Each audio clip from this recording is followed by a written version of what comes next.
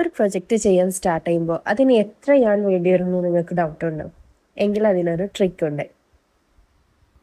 നിങ്ങൾ മാജിക് നീഡിൽസിൻ്റെ സൈറ്റിൽ കയറാം. ക്രോമിൽ പോയിട്ട് magicneedles.in എന്ന വെബ്സൈറ്റിൽ കയറാം.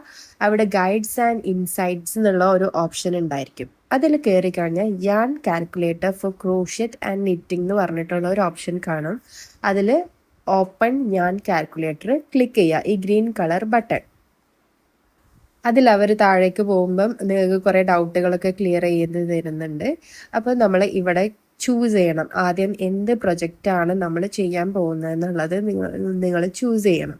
അപ്പം അതിൽ കുറേ circular project, square project, jacket, skirt, dress, Binny, bag. അപ്പം ഞാനിപ്പോൾ ബാഗാണ് ചൂസ് ചെയ്ത് കാണിക്കുന്നത്. അപ്പോൾ ബാഗിൻ്റെ വിഡ്ത്ത് ഏതാണ്, ഹൈറ്റ് ഏതാണ്, ഡെപ്ത് ഏതാണ് എന്നൊക്കെ അവർ ആൽഫബറ്റ് ഇട്ടിട്ട് ഇൻഡിക്കേറ്റ് ചെയ്തിട്ടുണ്ട്.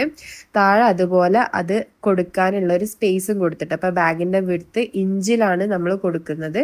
എത്ര ഇഞ്ചാന്നുള്ളത് കൊടുക്കുക.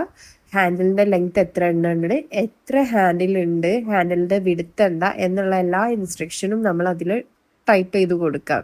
അപ്പം നമ്മൾ എത്രയാണ് നമുക്ക് വേണ്ടി വരുന്നുള്ളത് അവരവിടെ ഉണ്ട്. ഇപ്പം ഇതിൽ ഞാൻ കൊടുത്തപ്പോൾ 250 ഗ്രാം യാണാണ് വേണ്ടത്. അതായത് 100 ഗ്രാമിൻ്റെ 3 ബണ്ടിൽ വേണം.